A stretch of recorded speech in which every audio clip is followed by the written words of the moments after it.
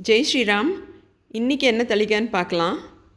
Veg pulao, பட்டை, கிராம்பு, ஏலக்காய், புதினா, பச்சை மிளகா, பே லீவ்ஸ் எல்லாம் வதக்கின்றிருக்கேன். வெங்காயம் பூண்டு போடாத வெஜ் புலாவ். பீன்ஸ், கேரட், பட்டாணி, உருளைக்கிழங்கு போட்டு லைட்டாக ஒரு வதக்கிட்டு அதுக்கு தேவையான அளவு உப்பு போட்டு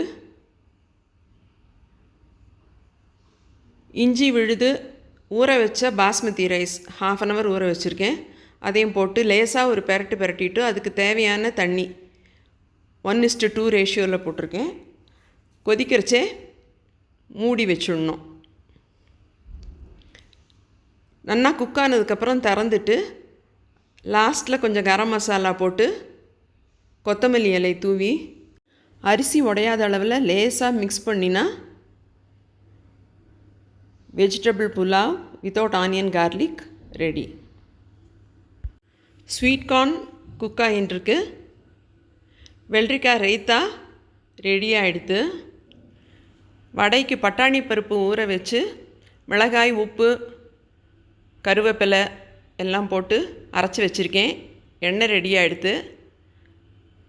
வடை தட்டி போட்டுட்டு நல்லா திருப்பி போட்டு பொன் கலராக வந்தோடனே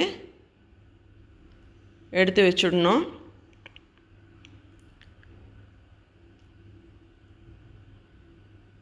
ரெண்டு பேட்சாக போட்டிருக்கேன். வடையும் ரெடி. இன்றைக்கி தளிகை வெஜ் புலாவ்,